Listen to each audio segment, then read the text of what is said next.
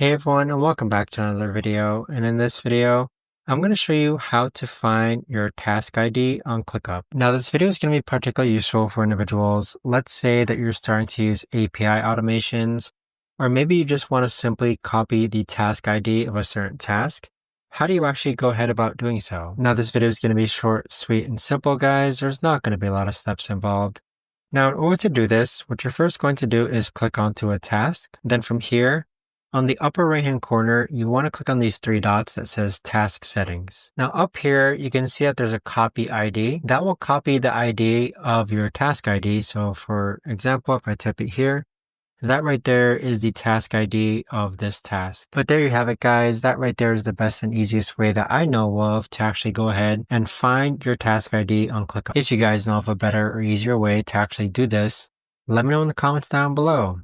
I would love to know. Thanks so much for watching, everyone, and I'll see you guys all in the next video.